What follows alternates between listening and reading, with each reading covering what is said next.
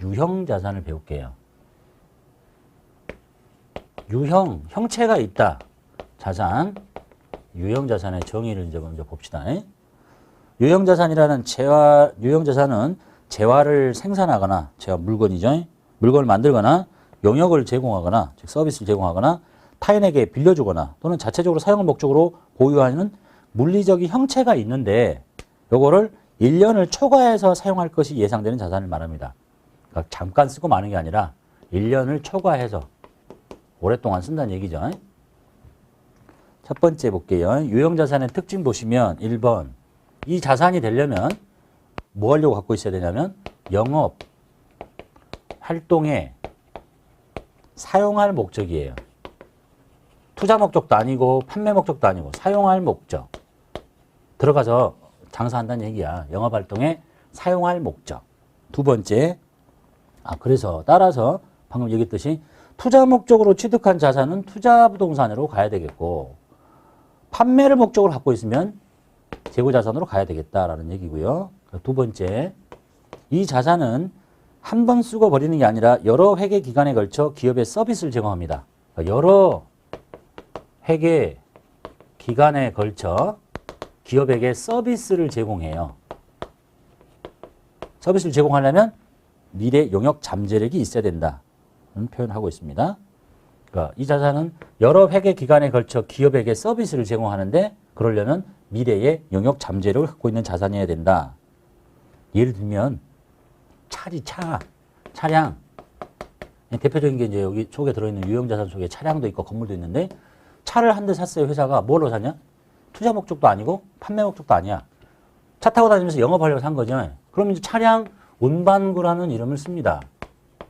그럼 이것이 영업활동에 쓰는 목적이고 이거 차를 한 번 쓰고 버리는 건 아니잖아. 뭐 5년, 10년, 오래 타면 10년도 사용하고 여러 회계 기간 동안 쓰는데 기업에게 서비스를 제공하나요?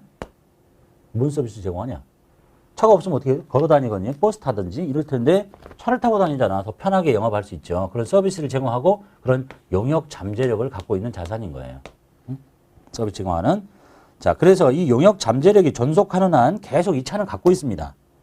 그리고 수익 창출 활동에 이용됨에 따라 즉 영업 활동하러 차 타고 돌아다녀요. 그러면 이제 얘의 이 용역 잠재력이 계속 소모가 되겠죠.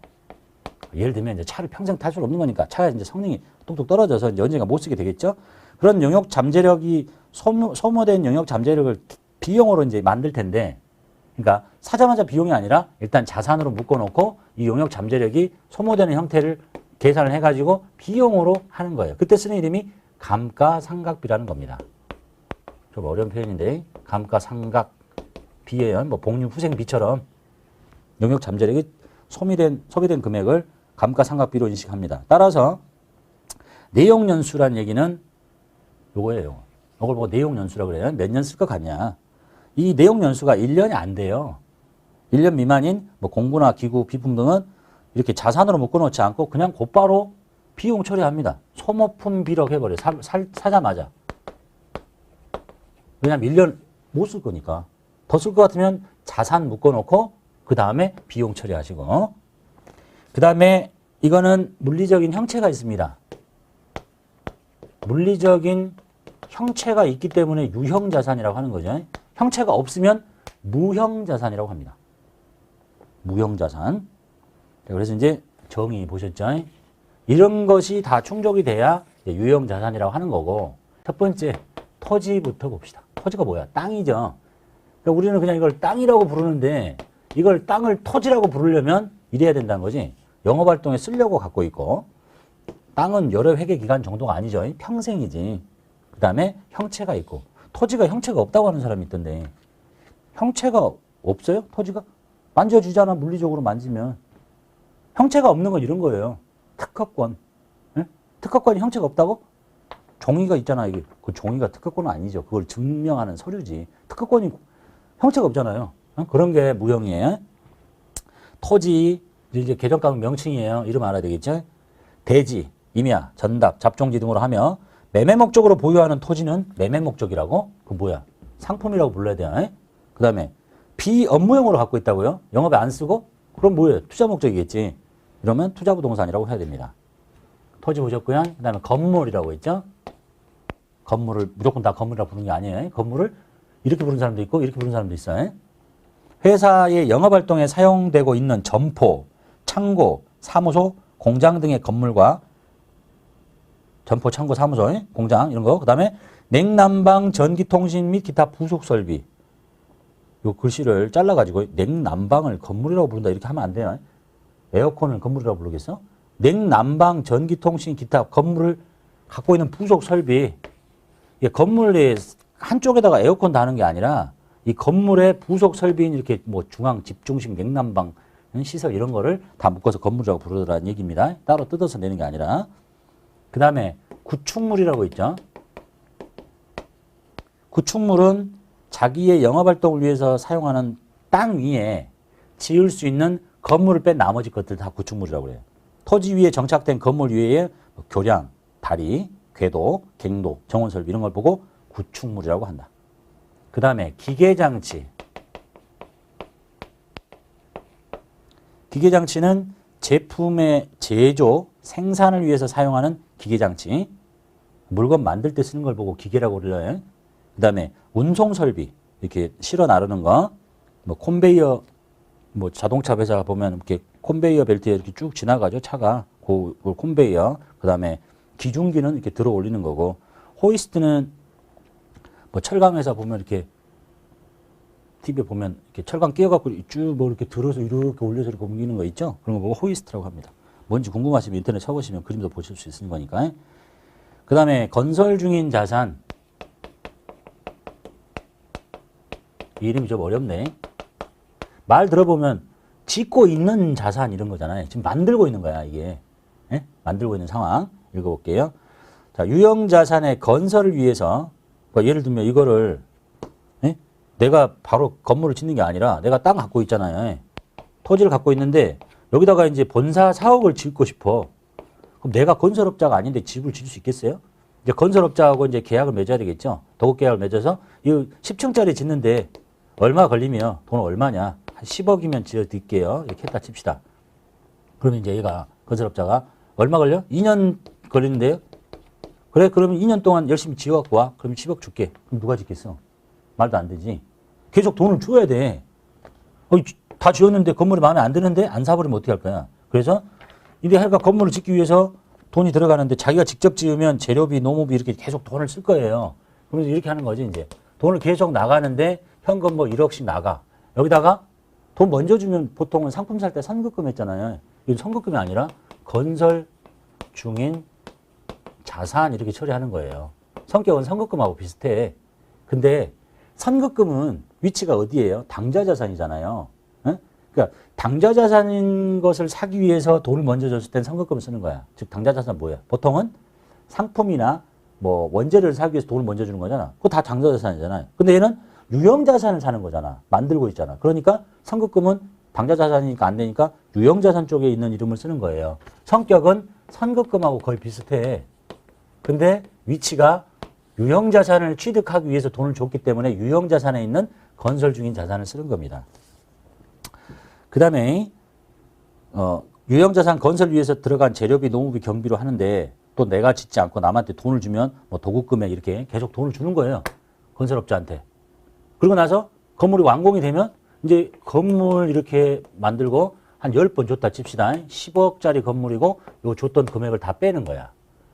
선급금하고 똑같잖아. 상품 들어오고 선급금하고 계약금 나머지 주는 거 이렇게 하는 거하고. 자, 그 다음에 말이 좀 어려운데요. 그 다음 말이 어려운 건 아닌데 모르고 지나가도 되는데 유형자산을 취득하기 위해서 지출한 계약금. 요 말 참. 유형자산을 취득하기 위해 지출한 돈이래. 근데 이제 요 얘기를 딱 들으면 이제 질문을 하기 시작합니다. 분명히 건설 중인 자산은 유형자산을 사기 위해서 돈을 줬다고 했는데 문제를 풀다 보니까 차를 사려고 계약금을 줬대요. 그러면 자, 계약금 줬죠? 현금 1,000원. 그럼 여기는 뭐라고 해야 되겠어? 유형자산을 사려고 준 거잖아. 그지? 그럼 건설 중인 자산으로 해야 되는데 이렇게 해야 되는데 답을 봤더니 선급금 이렇게 돼 있다는 거지. 그죠? 이제 이런 거예요. 원칙은 얘가 맞아요. 근데 시험 볼 때는 이렇게 안 합니다. 원칙은 얘가 맞는데 안 하고 그냥 실무 관행상 선급금을 쓰는 거야. 왜냐면 이 이름이 좀 껄쩍지근하잖아. 예? 원칙은 이건데. 그래서 뭐 대학에서 어떤 교수님이 자기 교수님이 이렇게 가르쳤다는데 이거 아닙니다. 이거 아닌 게 맞아. 이게 맞아. 근데 왜 이렇게 하냐면 이런 거예요. 지금 우리가 취득하려고 하는 자산이 보세요.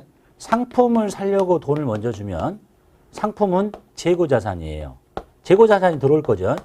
그러니까 재고자산을 사기 위해서 돈을 준 것은 선급금을 쓰는 거야. 선급금도 당좌자산 속에 들어있어요.